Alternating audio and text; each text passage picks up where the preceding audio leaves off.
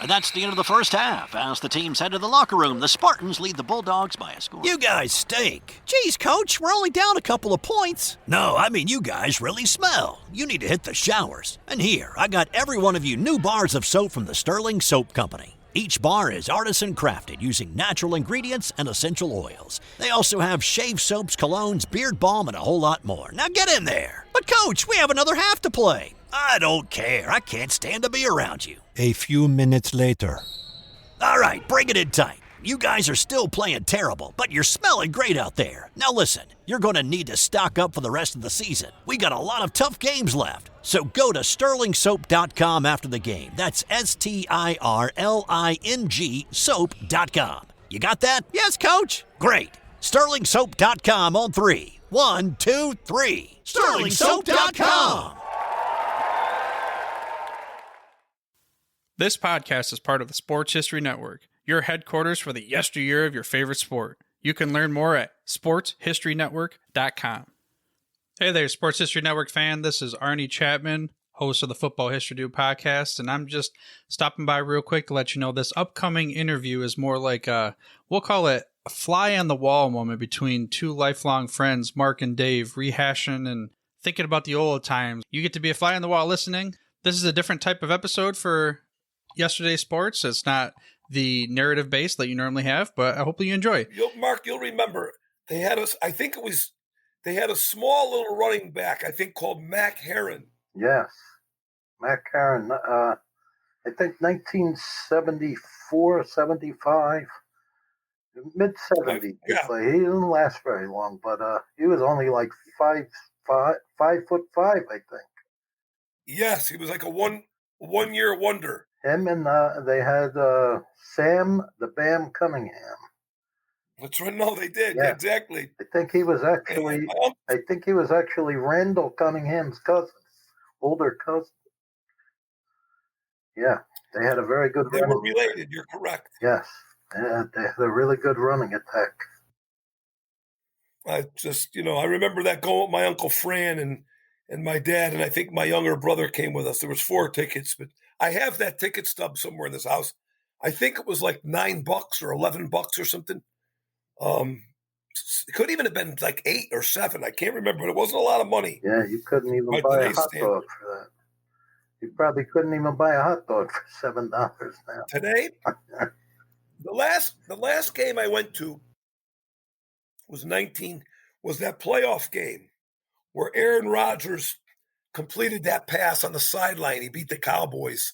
It was Prescott's rookie year, so it was 2016. Right.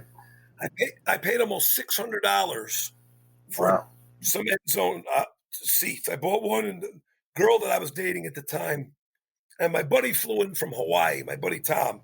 Right. Who I'm trying to get him to get a hold of John Nyland to have him come on. Yeah. But and those were end zone. They were great seats. Don't get me wrong. There was a phenomenal view of this whole field, high enough where you could see the depth if they were playing at the other end. But it's just insane what you pay for tickets today.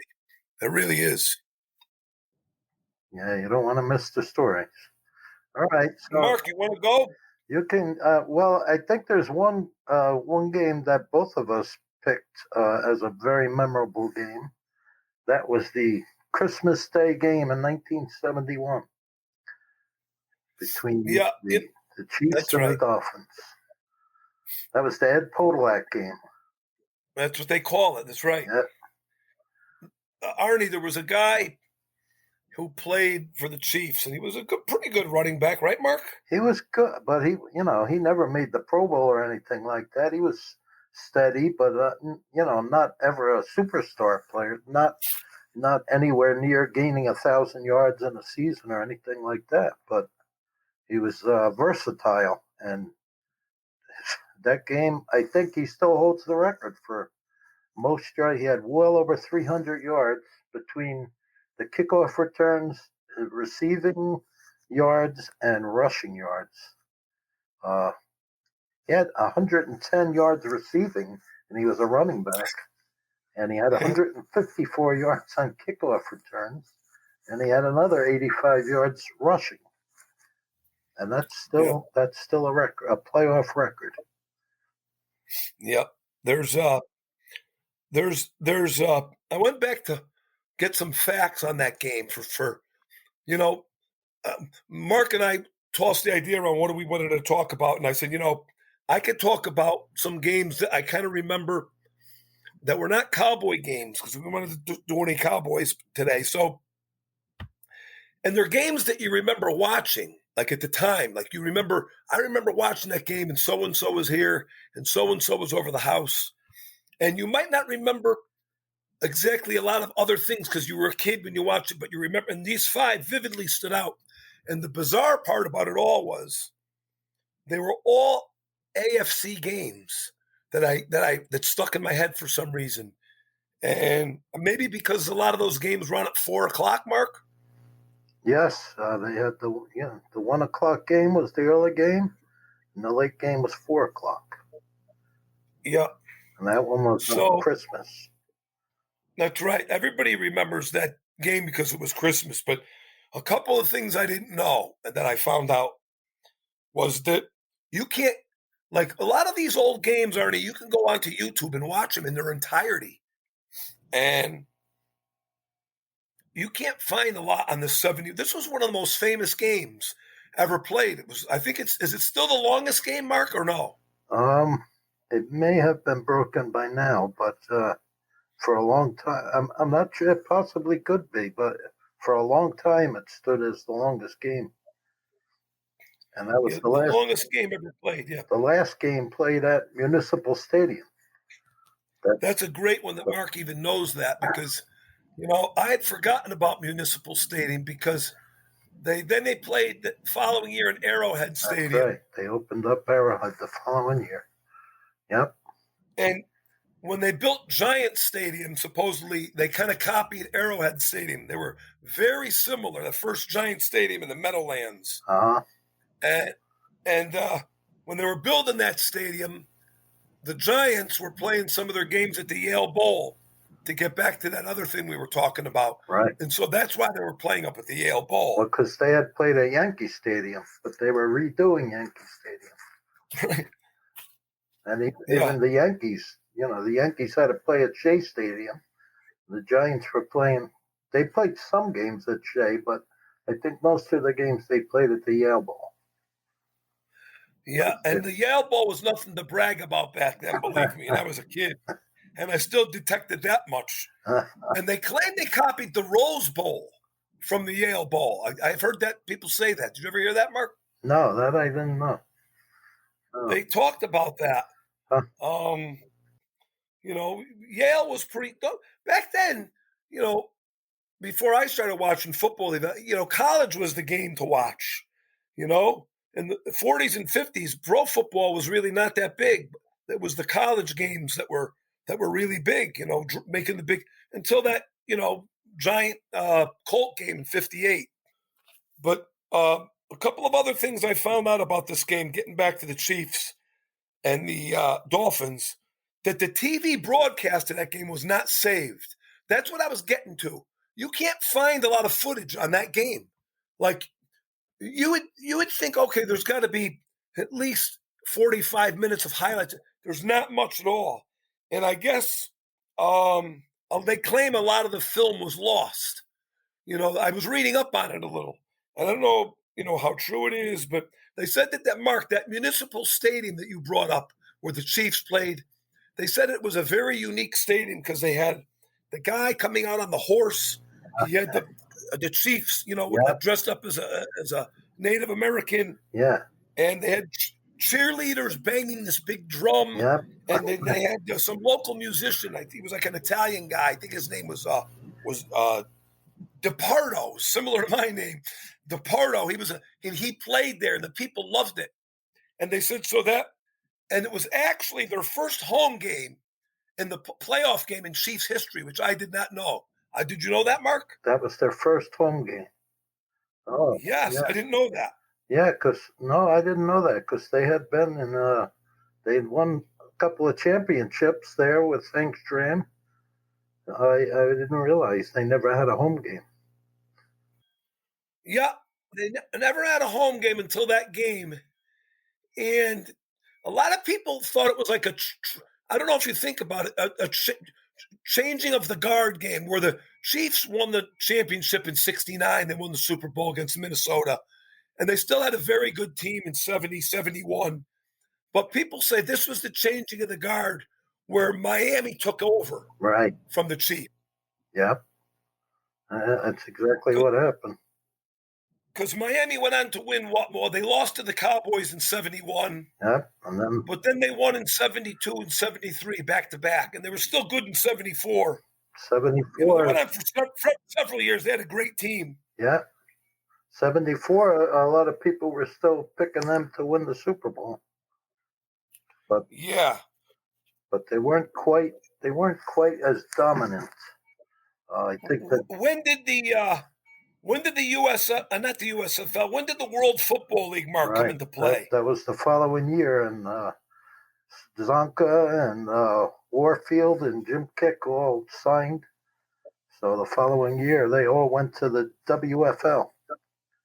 Yeah, that's what it was. Yeah. And then Miami kind of after that, they were still pretty good, but not what they were. They weren't the force that they were in the early 70s. Nope, not as dominant. And a lot of people think that that's what really screwed them up, that WFL. Because those three guys. How long did that last, Mark? Oh, they 1 year? barely made it through the season. Checks were Arnie, they bouncing. were taking established players from other teams. And he just mentioned Jim Kick and Larry Zonka and Paul Warfield. Those were Miami's top. Those were three of their top players: 2 running backs and a receiver, a Hall of Fame receiver. Zonka is a Hall of Fame running back, and these guys were going over to this other league supposedly for big money. Do you remember, Mark, how it folded up? It had to be all financial reasons. Oh, yeah, right? They ran out of money real quick. They paid these guys all this big money, and then checks were, before half the season was over, checks were bouncing, and they didn't even have the uniforms weren't even matching. You get back to that Chief game, though, Mark. I was reading. I don't even know where I was reading it, but knowing that we were going to come on, I was on and I started reading. And Arnie, if you went back and watched there is some footage of that 71 game, the longest game ever played, they called it. And this guy, Ed Podolak, the running back, Mark, if you go back and look at those films, he looked like this guy he was Bobby Bell, the great linebacker for the Chiefs, said he could beat Podolak running backwards. Ed Podolak was running faster than anybody on the field that day. Yeah. There was plays where it looked like they shot him out of a cannon. Yeah, that was the game of his career. You're a kid. Yeah, he was just he was on fire that day. They couldn't stop him. 350 all-purpose yards. Yeah, and then and you're right, Mark. It's still a record to this day. Yeah. That game. And after that, he went back to being an average player again. No, it's right. He never had another game even close to that. No. But if you watch the footage of that game, and he looks like a man possessed. Running, really. There is a clip. I didn't write it down, but there is a clip on YouTube about that game, and he talks in it. He's interviewed in it. I don't know how recent the interviews are, but he's got pretty good recall of the game. And they also talked to Jan Stenerud. He was the kicker, Arnie, at the time for the Chiefs. And he was one of these early soccer-style kickers. And I think he was from Norway, Mark. Yes, he was a skier. He was a skier in Norway. He's right. He was one of these long, like when they go up into the atmosphere, when they go into the sky there, where there's like the long jumper. I don't know what they call that for skiing, and he was very good at it. He was supposed to be a very good athlete. Yes. And he's in the Hall of Fame. Was he the first kicker, Mark, ever to go in? Yes, absolutely was. And he had the worst day of his career on that day. And he's still upset. He's still to this day upset about it. He talks about it. Mark knows. He missed 2 kicks. Was it 2, Mark, or 3? I think he missed 3. One of them was blocked. One of them was supposed to be a fake field goal. See, I forgot about this because I said it. I was 11, I think, when I watched the game, or 12. But they were trying a fake field goal, and when the ball came back to the holder, he was looking at the kicker. He was looking at Stenerud. I forgot who the holder was, Mark. And he said he didn't think Stenerud remembered because he wasn't looking. And Stenerud said, "Oh, no, that was all part of it. We didn't want to give it away." Right. And so he was looking. He was paying attention. He was ready to pull it off. But the guy puts the ball down. Stenerud, he says, "No, you got to kick it now." He says to him. He comes forward and he missed. And that was a pretty big kick, you know? Yeah. That was the worst day of his career, and I think maybe that might have been the only bad game he ever had in his career, and he's still upset about it. Was that kick, Mark, in the first half or no? I think the one you're talking about, I can't remember if that was the first half or second half, but I know he did miss. He missed a pretty easy one. I know one of them was blocked, and one of them was only like 32 yards or something like that, which was like it was automatic. even shorter, Mark. Even shorter, and that was like automatic to him. And he still can't get over the fact that he missed it, and that would have won the game for them. That's correct. Yeah. That's correct. The game was tied 10-10 at the half. Right. I mean, it was a very close game all the way through. I remember the game being tied at halftime, and you don't know all these things until you start. It's just a football game. You remember it. You're a kid, and you go, "Oh, I remember watching that Chiefs game." Then Miami ended up beating them, and the game went into 2 overtimes and all this other stuff. But getting back to Ed Podolak, the guy not only had receiving yards out of the backfield, and he had a great yard on the ground. How much yardage did he have on the ground, Mark? Oh, he had 85 yards rushing. Yeah, that was a lot back then. People don't. Yeah. It sounds like nothing now, Arnie, but it was a lot of yards back then. But he also had like an 80-yard kickoff. The guy's the main running back, and he's returning kicks. Yeah. You never see that today. No, exactly. You would never see it today. Exactly. And I think it was a 20-yard field goal that Stenerud missed. I remember somebody was talking about it on the video. I think it was actually the great coach of Miami, Don Shula. He said the guy missed 2 or 3 field goals. He couldn't believe it. Yeah. And you know who else? Go ahead, Mark. Oh, you know who else had a big game? There was Paul Warfield. Paul Warfield, they couldn't stop. He had 140 yards receiving. And back then, they didn't pass the ball that much. So that was a huge, huge game. No, I would say 140 yards receiving back then was easily over 200 today. Right. Absolutely. A 200-yard receiving game. Absolutely.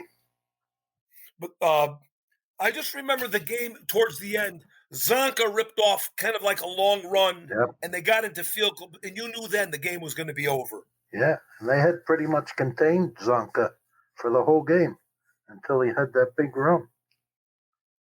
Yeah, I think he went from one side of the 50, like down to like the 20-yard line or something, Mark. Do you remember? Oh, it was it was something like 40, 45-yard run. It was, like you said, that's really what put them in field goal range. That was a big game. That was everybody. Like I said, I think there weren't a lot of games. Don't forget, there weren't a lot of sports on Christmas back. I know today it's a given. Yeah. Now they have like 2 games on Christmas. They used to have just 1 game, and but back then there wasn't. Christmas was not a big day for sports, and so that was kind of a new thing. Yeah. And another Chiefs game that I wanted to talk about, because it's really the first game that I can vividly remember watching, because it was the first Super Bowl I vividly remember watching was the Chiefs and the Vikings, and that was only about 2 weeks after Christmas. They had the Super Bowl in early January back then. January 11th, 1970 is when they played that game, and I can remember the Vikings had a big season. It might have been their best team ever, and everyone was talking about how the Vikings were going to crush the Chiefs. And I remember, and I was about 2.5 months shy of turning 8 years old. So up to that point, I'm sure I had watched some other games because my older brother and my father always had the games on, but this is the first one I could really have vivid memories of. I remember my uncle being there, some of my cousins were there, and they were all telling me how the Vikings were going to crush the Chiefs. And I just remember, for some reason, I knew the Chiefs were going to win. I think it's because of those football cards. That was really the first year. The first year I remember collecting football cards was 1969. And like Dave had mentioned in the previous conversation we had, you would look at the back of the card and it would give you all the information on these players. And for some reason, I had a lot of cards of Kansas City Chiefs players: Buck Buchanan, Willie Lanier, Len Dawson, Otis Taylor. And I was reading the back of these cards and I said, wow, this team is stacked with talent. All these great players they have. Why is everyone saying Minnesota's just going to roll right over them? And I told everyone, I told my uncle, my father, and all my cousins, I said, the Chiefs are going to win this game. And they all laughed at me and said, you're crazy, get out of here. And sure enough, before you knew it, it was 16-0. The Chiefs took a 16-0 lead in the third quarter. And Minnesota could not run the ball. They had 67 yards running the entire game. And 5 turnovers. Minnesota had 5 turnovers. Now it might have been a closer game had they not turned the ball over 5 times. But I still think the Chiefs would have won. And you remember the quarterback the Vikings had, Joe Kapp. Joe Kapp. Yes, really, we talked about him, Mark. Yeah, Yep. he really took a beating in that game. Really. Where was that game? Where was it played, Mark? Oh, that was Tulane Stadium, New Orleans. Okay. Yep. Okay, because it was kind of a muddy field. Yeah, it was very muddy, very muddy. It was right. Probably They would never play a Super Bowl in those conditions today. No, forget it. That was probably the muddiest Super Bowl ever. Yeah, the field was extremely muddy. And they had eight Chiefs were in the Hall of Fame on that team. Yeah, I can believe because that was. I looked up the Dolphin Chief game, the last game we just talked about. And there were 14 Hall of Famers in that game. 6 Dolphins and 8 Chiefs. And I met Buck Buchanan once at the Hall of Fame. This is when he could actually go up and talk to guys. Yeah. And I met Willie Lanier several times. Willie Lanier would go every year. Yeah. And so after a few years, he started recognizing me and my buddy Ray because we were regulars. And Willie Lanier was he was a very smart guy. Yes.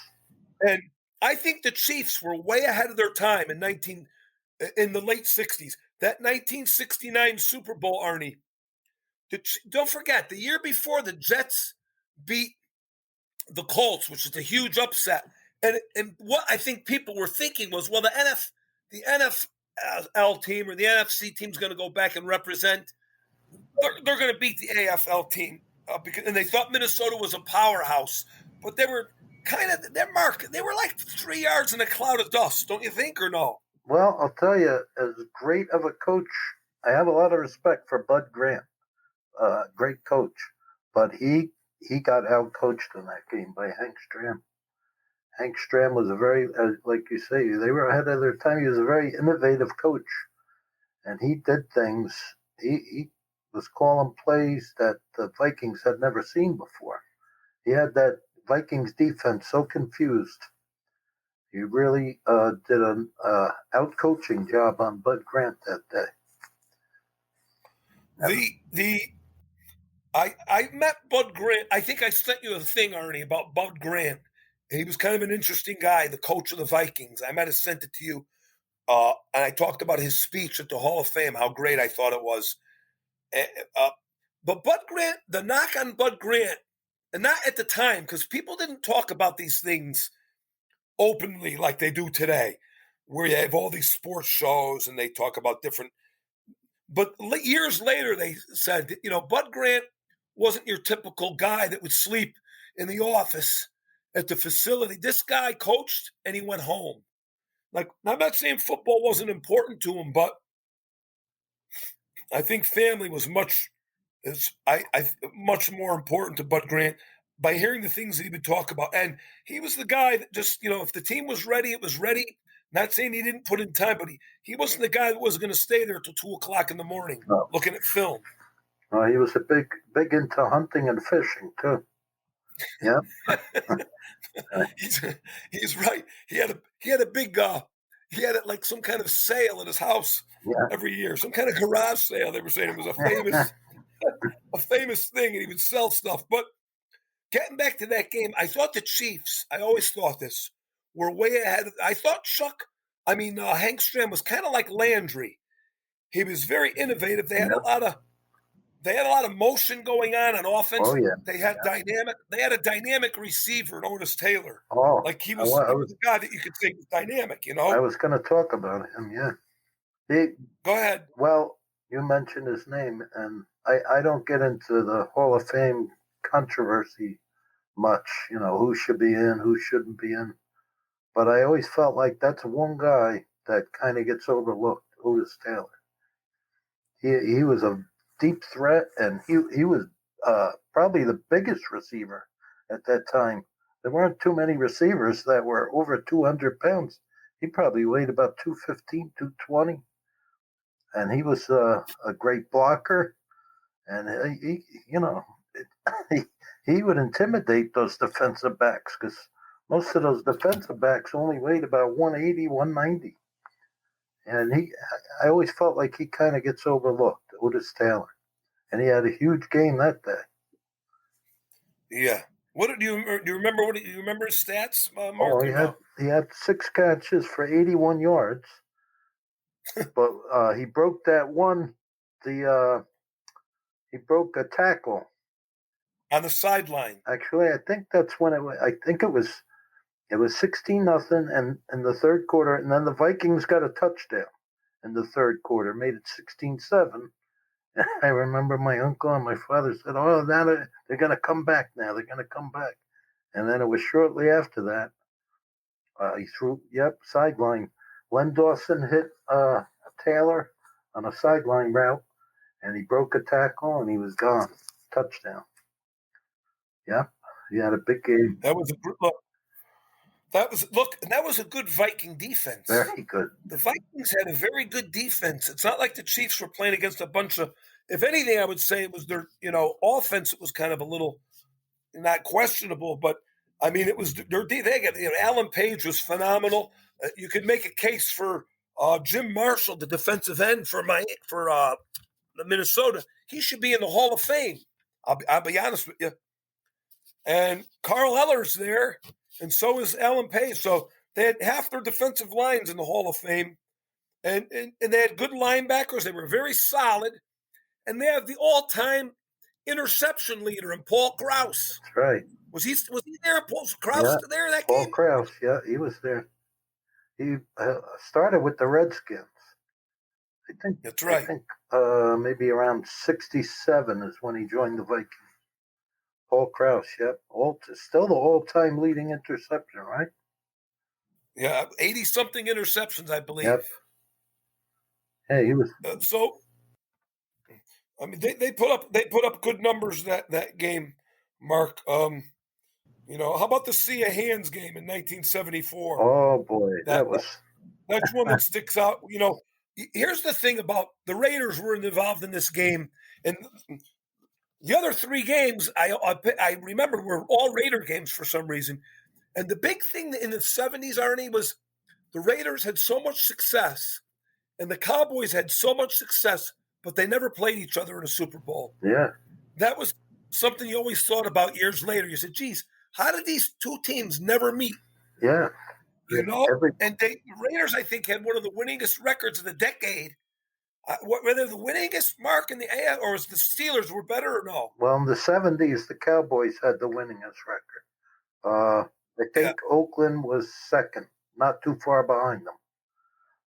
Pittsburgh didn't start off too well. 70 and 71, they still had bad teams. So they started winning in 72. But yeah, that was one of the great games, Miami and Oakland. It was. I remember watching that game, and I remember the opening kickoff. The guy for the Dolphins, I think it was Nat Moore. Yeah, he runs. You didn't see a lot of kick returns really. It was exciting. Here's a playoff game, and the guy's running the opening kickoff back for a touchdown. Yeah. And the game was. I believe the game was played in Oakland, correct? Yes, it was. It was played in Oakland. And I remember John Madden talking about that. They were all, the players were all fired up before the game. We're finally going to beat these guys. And the opening kickoff, he went all the way for a touchdown. But then they... I think the Raiders' first score, Mark, was and this was, you didn't see a lot of this, but it was kind of a long pass to the running back. I think it was Charlie Smith. He was in the end zone, and you didn't see a lot of long passes to running backs back then. That's right. You would see, like, out of the backfield, Chuck Foreman for the Minnesota Vikings was good at it. There were other guys. But this was like a pretty long pass, and they're hitting a running back in the end zone. It's I remember as a kid thinking that was different. You know what I mean? Yeah. Well, I think that was really the key to the game. I think that's really what the Raiders key to winning that game was their passing. They had almost 300 yards passing in that game. And that was a solid defense they were going up against. Fred Biletnikoff had 8 catches for 122 yards. Listen. And you didn't do that against the Dolphins. And he was smoking cigarettes on the sideline. Yes. It was unbelievable. Right on the sideline. Somebody, this is good. Somebody sent me a picture of the quarterback of the Chiefs, Len Dawson, Super Bowl I. Yeah. He's sitting in the locker room like on a folding chair. At halftime. And he's smoking a cigarette. And having a soda. So he had a soda and a cigarette. You're right. It was a soda. Yeah. Yeah. That game went down to the wire, Arnie, that Sea of Hands game that we're talking about. And Stabler made a tremendous play at the end. And the guys that were, Kirk Gowdy was a tremendous announcer. One of the best ever. Those AFL games were very exciting. And that was, I think people thought they were more exciting than the NFL, kind of, or the AFC. It turned at that point, It was the AFC and the NFC. But early on, it was the AFL and the NFL because there was a lot more passing, and people thought that was exciting back then, right, Mark? Yeah, there was a lot more passing in the AFL than the NFL. And one other play I remember, I don't know if you remember this, Dave. It was another very uncharacteristic thing that the Dolphins did because Cliff Branch had caught a long pass, and I guess he must have slipped or whatever. He fell, and there was like 2 or 3 Miami Dolphin players standing around him, and no one touched him. He got back up. And he quickly got back up and ran him for a touchdown. And I couldn't believe. I remember watching that at the time. I couldn't believe it because a Don Shula coach team doesn't do that. I don't know. The 2 or 3 players must have thought the other guy touched them, and they all just stood there. And Cliff got up, and he was gone. You bring up Don Shula. I saw an interview with an assistant coach once, and he said after that game, the 74 game against the Raiders, Shula went into the locker room and sat down on a stool and started to cry. He said it was the only time he ever saw him do it. Wow. I forgot what the coach's name was. But he was an assistant. I think it was an offensive coach. and he said he saw Shula do it. And I said, wow. I was like a little taken back by that, And the game, I forgot this, Mark. I forgot that Don Meredith was announcing AFC games at the time. Don Meredith was one of the first announcers for Monday Night Football, Arnie. And how many years was he there? And then he left, and he started doing AFC games. I forgot about that. Completely forgot about it. Yeah, I think he had a contract dispute with Monday Night Football. And for at least 2 years, he was announcing for NBC before he went back to Monday Night Football. Might have even been 3 years because Alex Karras replaced him on Monday Night Football. That's right. 74, 75. Alex Karras was doing it for a couple of years. And then Meredith came back. Yep. It was great. I watched some clips of that game to refresh my memory on it, and I forgot that Don Meredith was doing those games. And he says, "Oh, he caught it." He couldn't believe it. What's his name? Had the ball. He wasn't known for having great hands. What's his name? Clarence Davis. Was it Clarence Davis? Yeah. Running back for Oakland, catches the ball, and there's 3 Dolphins right around him. Stabler's actually going down. Yeah, it was almost his knee almost hit the ground. Very Today close. that's incomplete. Yeah, his knee was very close to touching the ground. That was a great game. He had 3 guys on his back, and somehow he got out of there with the ball. Yeah. What else you got, Mark, for games? Oh, what else did you want to talk about? I had that 76 game. Oh, the Raiders. The Raiders against the Patriots. Yeah. And I remembered that game when I was a kid because the Patriots were kind of a new, they're right here in New England. Yeah. I can get up to that stadium in a couple of hours. Right. But they weren't known as a big, they weren't that good of a team really prior to that. Oh, they had some terrible teams. And that year. Oh, they were brutal. That year they had a great team. Right. Yes. They kind of came out of nowhere. Yeah. They played up there in that Schaefer Stadium. The place was a dump. Right. I went to a few games up there. I remember seeing Lyle Alzado walk out of the tunnel. Yeah.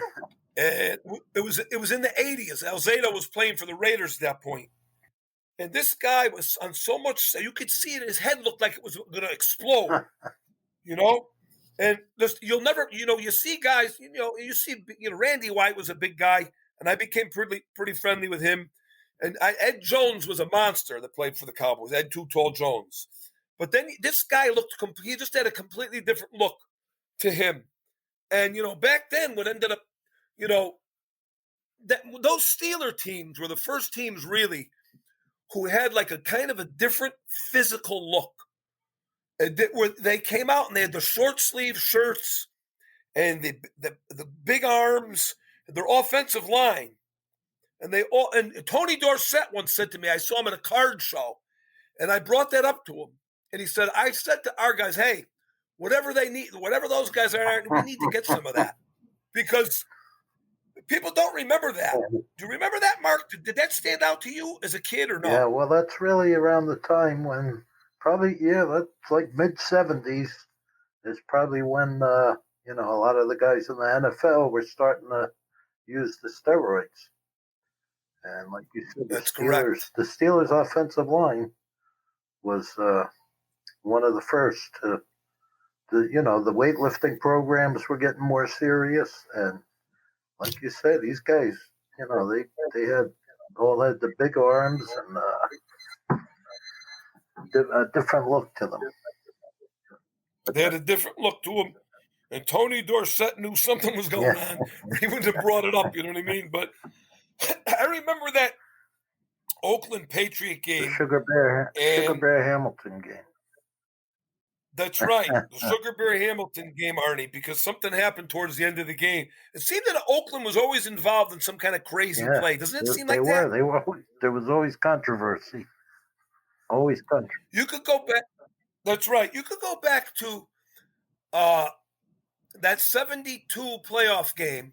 The Cowboys played the 49ers earlier in the day with that Staubach comeback. Remember, Staubach missed almost the whole season? Put the shoulder in. But they brought him in for that game, and he scored 2 touchdowns in like under 2 minutes.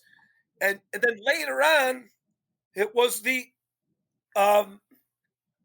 same day was the Hail Mary, wasn't it? Yeah, I think the Hail Mary game was the first game.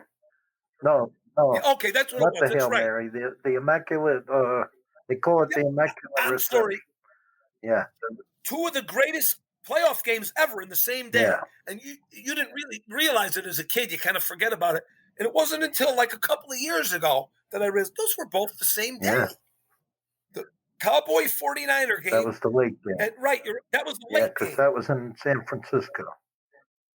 That's correct. And the early game was the Immaculate Reception game. Right. Two of the best playoff games ever. Yeah. I think that Cowboy 49er game, people don't talk enough about that. That was a great game. Yeah, that was amazing. But getting back to that Raider game against the Patriots, that was one of the first games I remember where the tight ends was Casper with Oakland at that point. Casper and the Patriots had Russ Francis. I know you love John Mackey, Yes, who played for the Colts. absolutely. I know you think of him as one of the greatest tight ends that ever, and he was. But for some reason, that game, that playoff game, and I know you love Jackie Smith. Yeah. He had a lot of receptions as a tight end in St. Louis. But for some reason, the tight ends really weren't getting a lot of publicity. But they started picking up steam, and these were 2 of the biggest guys that prompted it. Russ Francis for the Patriots and Casper for the Raiders. And after that, the tight end position seemed to change. Do you think, Mark, or no? Yeah, I would say you're. I want to see. I'm going to take these speakers. I'm getting an echo. I think the headphones were causing I could hear an echo. But getting back to that, those were they were probably the 2 best tight ends in the league at that time. And they could, they could do it all. They could block, and they could catch, they could run. They were both very hard to get down. Just like John Mackey, once they got ahead of steam, they were hard to tackle. And both big guys. But do you remember Fred Biletnikoff that day? He had a few great catches in that game. Oh yeah, Fred Biletnikoff was always in the thick of the action. One of the best receivers. He was a tremendous. These, a lot of guys today, they go, well, these guys, but they couldn't stand. Look, these guys that were great back then, they could play in any time. I don't want to hear this garbage about guys can't play today. Listen, these guys didn't have all this stuff that the guys have today. Football is year-round today. They have all kinds of training and all kinds of stuff and all kinds of off-season programs. These guys would be just as effective. In fact, these guys were tougher. These guys would really excel today, believe me. These guys were – Fred Biletnikoff, he was not a physical specimen by any means, Arnie. You could look up his physical thing. But this guy made tremendous plays. He had a grab in the third quarter, I think, for a touchdown, or a couple of great grabs on a drive that kept, because that game could have got away from the Raiders, if you remember. Oh, it did get away from them. At one point, they were down 21-10. And you have to remember that their only loss that season, the Raiders' only loss, was to the Patriots. And they didn't just lose, they destroyed them. 48-17. Yeah. 48-17, the Patriots beat them earlier in the season. And they were down 21-10 in that game. It looked like... And there was a terrible call, Arnie, towards the end of the game, where they called a roughing the passer on the Patriots defensive lineman, Sugar Bear Hamilton. I don't know. Do you think it wasn't really roughing the passer? Was it? No. And the coach, Chuck Fairbanks, was the Patriots coach at that time. He said it looked like Hamilton deflected the ball, which means that once you deflect the ball, you can hit the quarterback. And that was the reason it was so controversial is that was rarely called at that time. I mean, unless it was flagrant. You know, if the quarterback just released the ball and the defender hit him just after he released, that was rarely ever called back then. So not in that type of a hit. You're right. Guys were getting hammered. I remember Bradshaw got turned upside down on his head. You could. That's a famous play. You could look that one up with Turk Jones. I mean, he actually picked it, lifted him up off the ground, and turned him sideways and kind of dumped him. When he came down on the top of his helmet, and you could see his neck bend. Bradshaw, and these were those plays that was considered roughing the quarterback. Not this stuff that they call today, but and it extended the drive going back to the game. And Stabler ended up running it in. He snuck it in. He rolled out to his left, and he ended up sneaking into the end zone. And they ended up beating the Patriots. It should have probably maybe not have ever even happened. Well, there's still a lot of people that talk about that play. When you bring up that game, especially Patriots fans, they talk about the Sugar Hamilton play.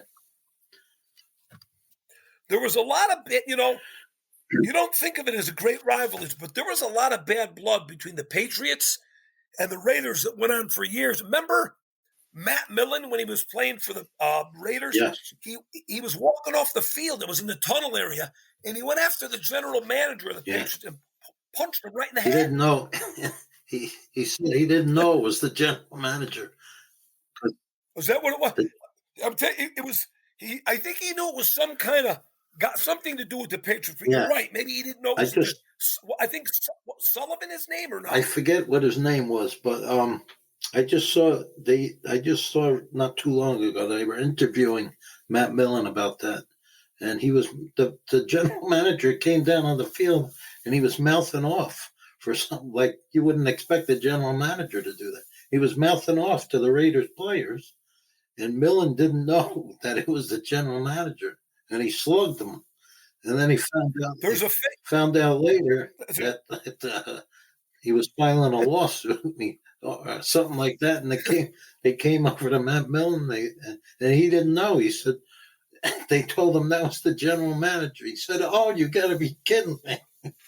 I'm in big trouble." Listen, there's a famous picture, Arnie, of it. If you type in Matt Millen punches, I think his last name was Sullivan. It might have been. You could see it. His hand is blurry because the camera must have been like on the lower shutter speed. But you could see his face, and you could see the actual, the look on Matt Millen's face as he's coming off of this. They talk about this other crazy thing the other night at the Emmy Awards or the Grammy Awards, whatever the hell it was. That was nothing compared to this. This was tremendous.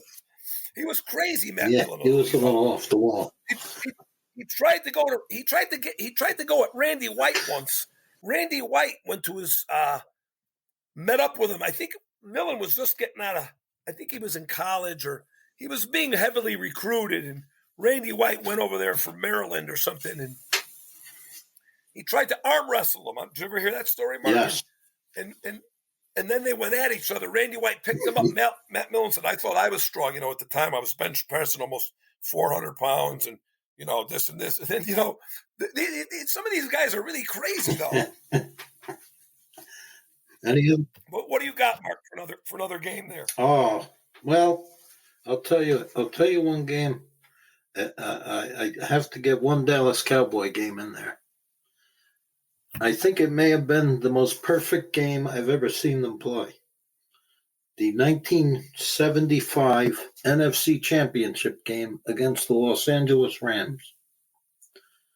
Now, this was the week after the Hail Mary game. They had just beaten the Vikings, remember? They beat the Vikings. Yep, they weren't expected to win either of those games. No, they weren't expected to have even a winning season. It was a rebuilding. It was supposed to be a rebuilding year because a lot of guys retired. They were getting old. A lot of guys retired. A lot of guys were traded, and they wound up in the playoffs. They beat the heavily favored Vikings. Then the next week, they had to play the Rams at the Los Angeles Memorial Coliseum. Rams were going into that game with 13 wins and 2 losses, and they had just destroyed a very good St. Louis Cardinals team. And that may have been the most perfect game I've ever seen Dallas play. They completely annihilated the Rams, completely destroyed them. 24 first downs. The Rams had 9 first downs. Total yardage, get this. The Cowboys had 441 total yards. The Rams had 118. And that was the Preston Pearson game. 7 catches, 123 yards, Preston Pearson. He was a running back. Yep. He was the only player on the Cowboy roster, I believe, that they actually picked up off of another That's correct. team. Every other guy was drafted. They were homegrown. And Preston Pearson came from the Steelers, of all teams, and then played against him in 2 Super Bowls when the Cowboys played him in those Super Bowls. But that was the year, Arnie, that Tom Landry he got that shotgun offense going. Nobody really saw the shotgun prior to this, unless I think the 49ers ran it in the 50s. I forgot what coach was running it. Red Hickey. But that's Hickey. right. Prior to that, nobody even knew what the hell the shotgun was. Like, people were like, what the hell is this formation? And he thought it would give Staubach an extra second or 2, maybe, because he was removed from the line of scrimmage. They had a lot of rookies. They had 12 rookies that year, and they called it the Dirty Dozen. And Landry has said in multiple interviews it was his most enjoyable year of coaching ever. And I remember the game, Mark, the Preston Pearson, they did a shovel pass to him where it looked like they were going to pass it because they were in the shotgun, and then he shoveled the ball forward, and Pearson went. He had a big day that day. There was a lot of great. Was Bob Brunig was a rookie that year, wasn't he? Randy White was a rookie that year, and there was Thomas Henderson was a rookie that year. They had a lot of great players, the Cowboys, and nobody expected them to win. Nobody expected them to win the week before against the Vikings. That was the great Hail Mary game, like Mark said earlier. And Bud Grant claims in some interviews I've seen with him that Viking team that lost the Hail Mary game was actually better than the team that lost the Super Bowl to the Chiefs. He thought that might have been his best team. I think I would disagree with that. Yep, you're right. I don't know why he said it, but I've seen him say it. I've seen a lot of people say it, but I would disagree, because if you look at that team, okay, they were 10-0 at one point. People were talking about maybe they could match what the Dolphins did with an undefeated season. They were 10-0. Look at the 10 opponents. If you look at their schedule, look at the 10 opponents they beat. And people talk about that 72 Dolphins team having a weak schedule. Look at the first 10 opponents that the Vikings played that year. Absolutely horrendous. I think it was something like 36 wins and 114 losses. Those 10 teams combined. Horrendous. Absolutely terrible teams they played. Then, when they finally had to start playing some good teams, they started losing. They lost 3 of their next 5 games.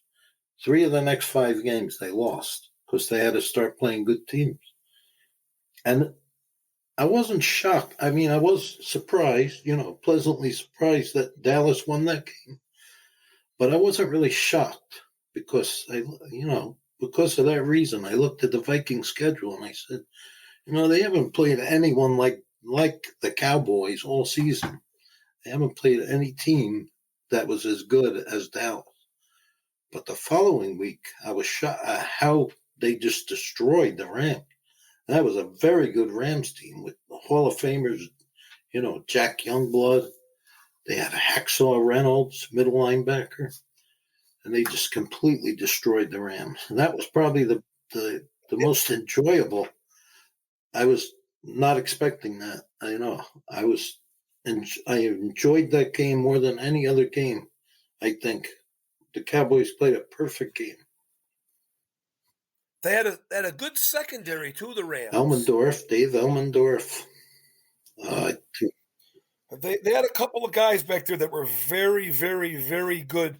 Let me ask you this, Mark. Getting back to the Vikings for a second, do you think that maybe Bud Grant was referring to maybe?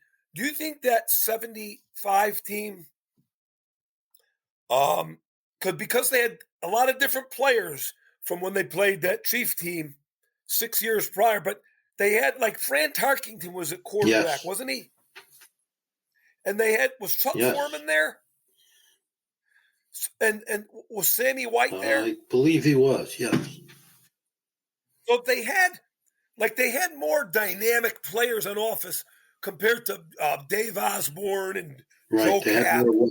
But maybe that's what he was referring to. That maybe the player he thought was Chuck Foreman was there, correct? Yep.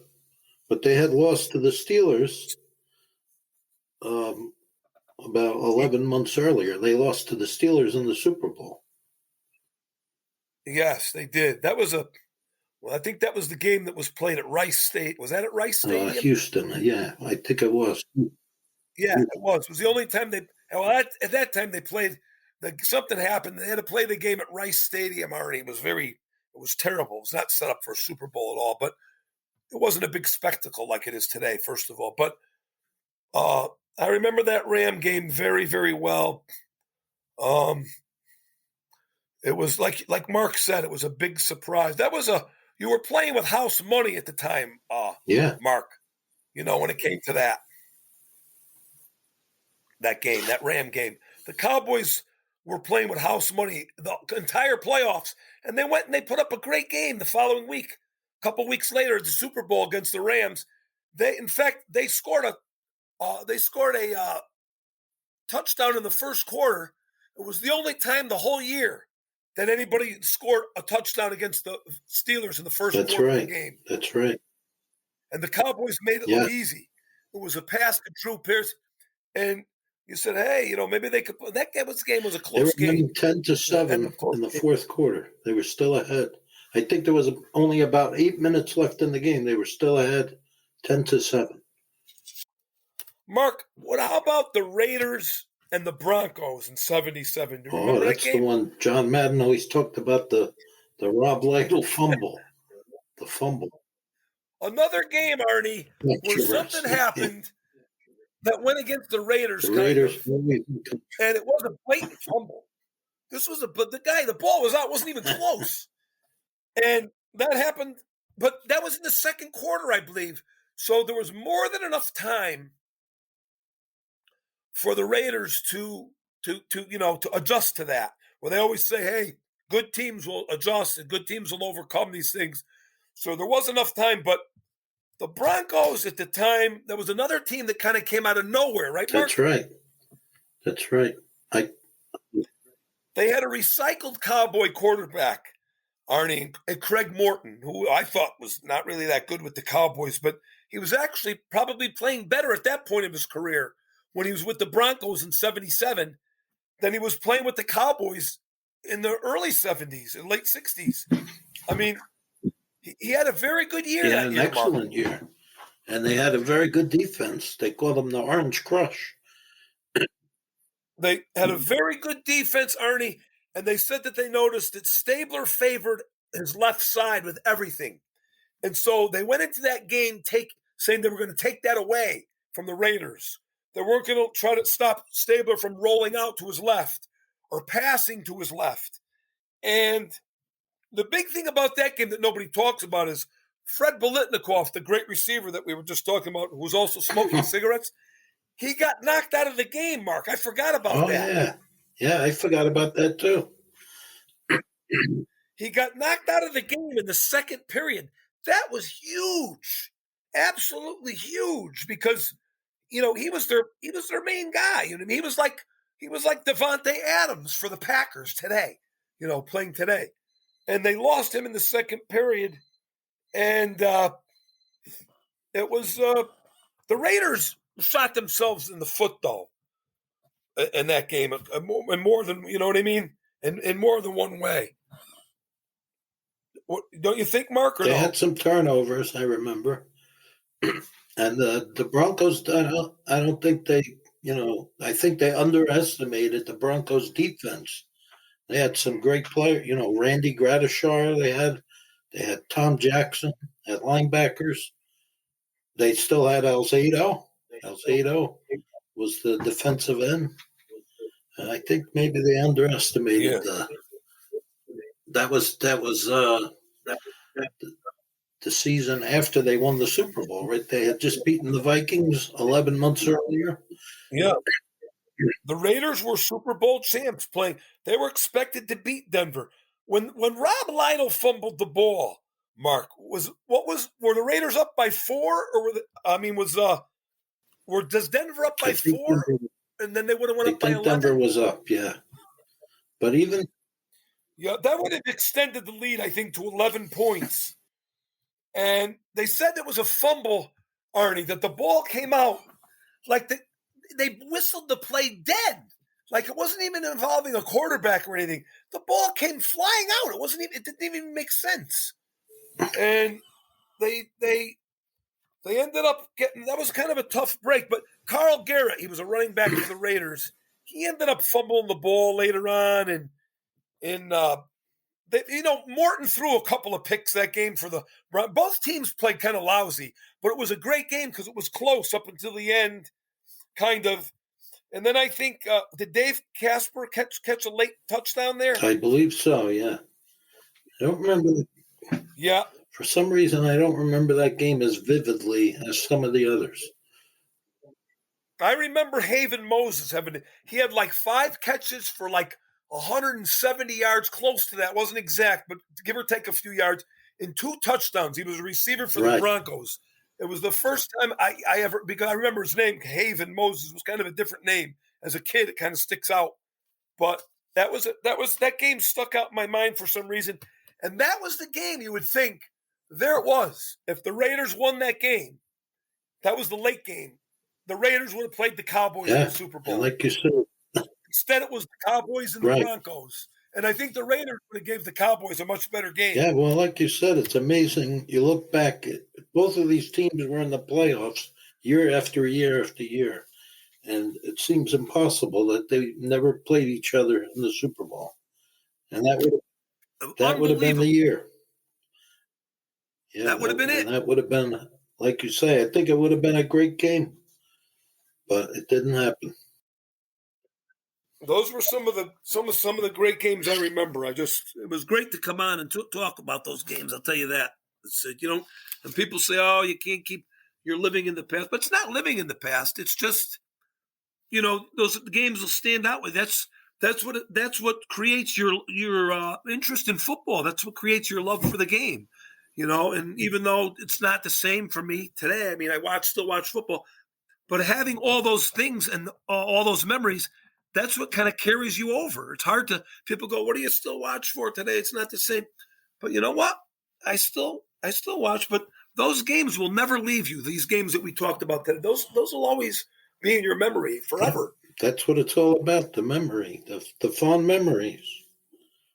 And I don't know why people say that's living in the past. I'm just having fond memories. You get people to talk about that, Mark. I even hear people today.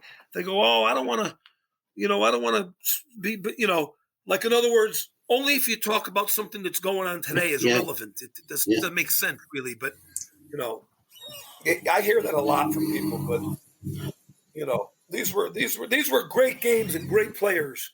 There were tremendous players playing in those games, like Biletnikoff and. Even Stabler. There was another guy that should have gotten to the Hall of Fame years.